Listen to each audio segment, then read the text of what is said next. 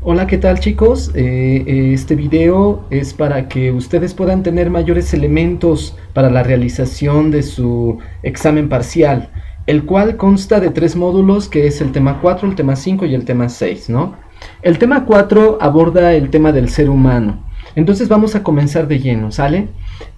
Nosotros en el tema 4 vimos a grosso modo una breve pero muy brevísima historia de lo que es el ser humano en diferentes filósofos. Y primero planteamos la idea del hombre en Platón.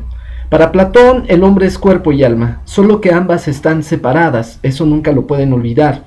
Recuerden que para Platón el cuerpo es la cárcel del alma, es decir, el cuerpo tiene que ver con los placeres, con los vicios, con las pasiones, con los instintos, mientras que el alma es la inteligencia, es el pensamiento, es la razón.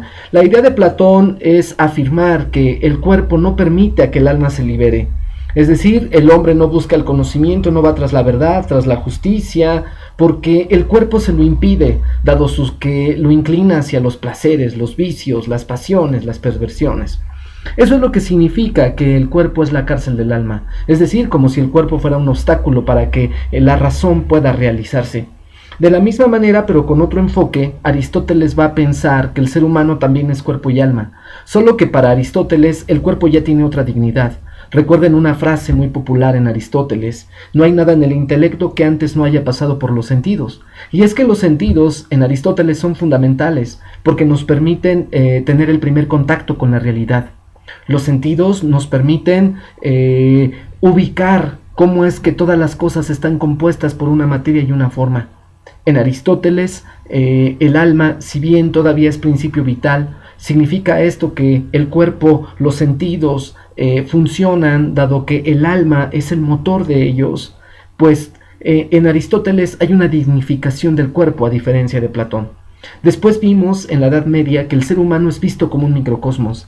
Es decir, significa esto que nada de lo que hay en el mundo le es ajeno al ser humano. Así como el mineral tiene un cuerpo, así como el vegetal tiene un cuerpo, pero también tiene sensaciones. Esto porque algunas plantas perciben, por ejemplo, si hace calor, hay muchas plantas que abren sus pétalos. El sol se va ocultando y entonces vuelven a cerrar sus pétalos. Es decir, el vegetal tiene sensaciones, tiene percepciones. El animal tiene cuerpo, tiene sensaciones, tiene percepciones, tiene memoria, es decir, una cualidad de la inteligencia. Y como Dios creó al mundo, al ser humano, el ser humano es su imagen y semejanza, ¿no es así? Entonces, como Dios deja su huella en la creación, no significa que Dios sea la creación, sino que Dios deja su huella. Entonces, cuando Dios crea, lo hace con inteligencia, con creatividad, con amor. Entonces, el hombre, como es imagen y semejanza de él, tiene inteligencia, tiene creatividad, tiene la capacidad de amar, sentimientos, emociones, afectos. Entonces, el ser humano es todo eso, es un microcosmos, es decir, es una pequeña parte de lo que hay en el mundo. Por lo tanto, para los medievales el ser humano tiene sensaciones, percepciones, tiene un cuerpo, tiene la capacidad de amar, de crear, la inteligencia, la lógica, etc. Después dimos un paso y fuimos a la Edad Moderna. En la modernidad, de modo general, el hombre es percibido como un ente de razón.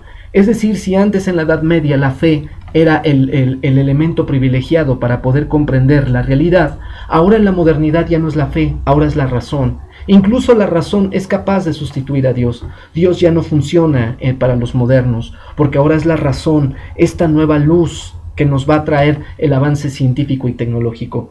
Por eso es que para los ilustrados, la razón es la única que nos puede traer ese progreso tan anhelado, científico-tecnológico, que a su vez nos traerá la felicidad.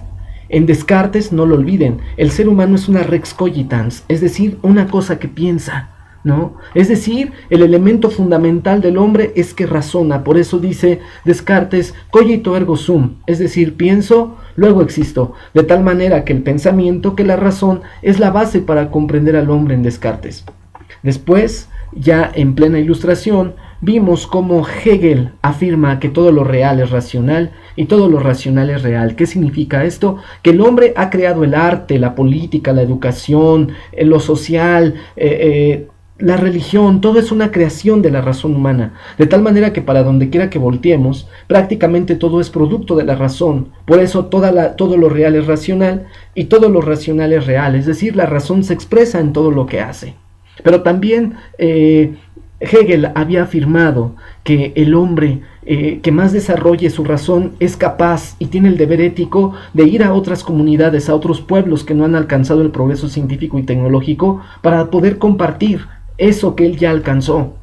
A esa dialéctica se le llama dialéctica de amo-esclavo, nunca lo olviden.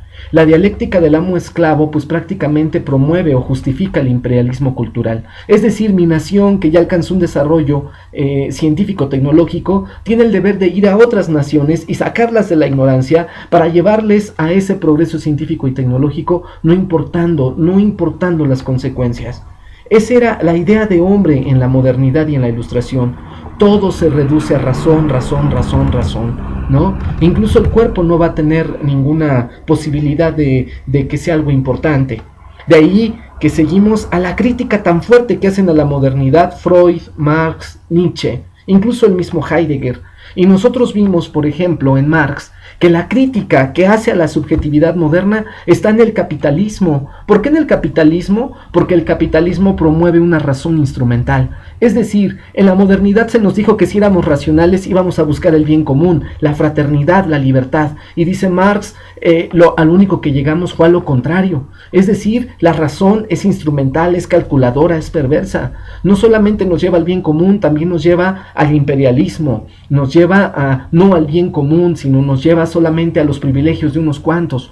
Por eso Marx critica la subjetividad moderna, porque dice, la razón es perversa, la razón no es tan buena, y el capitalismo lo que promueve es precisamente ello, que haya una diferencia de clases sociales, que haya una explotación sobre los más débiles, en este caso los obreros, de tal manera que la modernidad no cumple con lo que promete. Dijo igualdad, y hay mucha pobreza, hay mucha hambre. Dijo libertad, pues ¿cuál libertad? Si el hombre está esclavizado ante estados totalitarios, estados que enajenan la vida del hombre, etcétera. Y la crítica de Nietzsche también es interesantísima, porque Nietzsche critica al hombre moderno, ese hombre que siente que solamente es pura razón. Y dice Nietzsche, tiene que haber una superación, tenemos que dejar al hombre y tenemos que pensar en el superhombre. ¿Quién es el superhombre? El superhombre es el equilibrio entre Dionisos y Apolo. Dionisos lo representa esta vida de pasiones, de instintos, de placeres, de emociones, de excesos. Dice Nietzsche, todos los seres humanos no podemos negarnos al cuerpo. Platón dijo que el cuerpo era la cárcel del alma. Dice, no, el cuerpo tiene una dignidad, el cuerpo tiene sus propias necesidades, el cuerpo no tiene que renunciar a sus pasiones, a sus placeres, porque es algo fundamental en el ser humano. Si solamente el ser humano utiliza la razón para vivir, lo apolíneo es la mesura, la inteligencia, el pensamiento, la lógica. Si solamente usa eso, dice Nietzsche, entonces el hombre es un decadente. ¿Por qué? Porque se reprime, porque niega lo que es completamente humano, y lo completamente humano son las pasiones, son las emociones, son los afectos, son los instintos, son las pasiones. Por eso Nietzsche propone el equilibrio entre lo dionisiaco y lo apolíneo. Y eso es el superhombre. Si solamente te dejas llevar también por puras pasiones, por puras emociones, por puros instintos, dice Nietzsche, eres un decadente de la misma manera. Y después vimos a Heidegger. Heidegger hace una crítica a este sujeto moderno, desencarnado de una historia, desencarnado de su mundo. Dice Heidegger, el hombre no puede ser solamente inteligencia, solamente razón. El hombre es un Dasein. El hombre es un Dasein porque es un ser en el mundo. Es decir, el mundo no nos es ajeno, estamos dentro de una historicidad, es decir, dentro de costumbres, tradiciones que le dan sentido a nuestra vida. Y en ese sentido, dice Heidegger que el Dasein, o el hombre, como él lo concibe, el Dasein, ¿no? El sujeto, dice, el sujeto tiene una existencia auténtica y una inauténtica. La existencia inauténtica es esta existencia vacía, homogénea, ¿no? En la cual caemos en las redes del Estado, del sistema, que nos dice cómo vestir, cómo hablar, cómo pensar. Entonces dice Heidegger, eso es tener una existencia inauténtica. Tenemos que optar por una existencia auténtica, es decir, porque tú elijas lo que quieres ser. Tienes muchas posibilidades de ser. Eso es existir auténticamente. Y el último tema de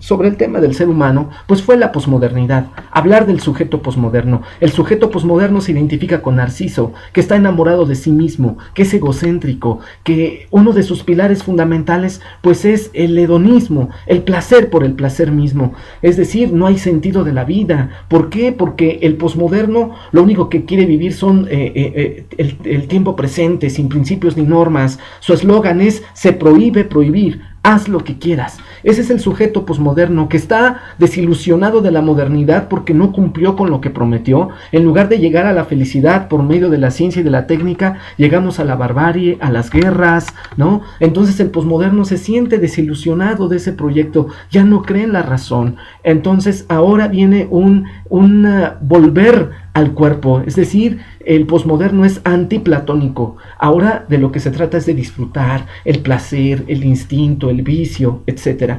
Eso fue lo que nosotros vimos cuando analizamos el tema del ser humano. Ahora vamos a analizar en el siguiente video el tema del sentido de la vida, de la libertad y la pregunta por Dios.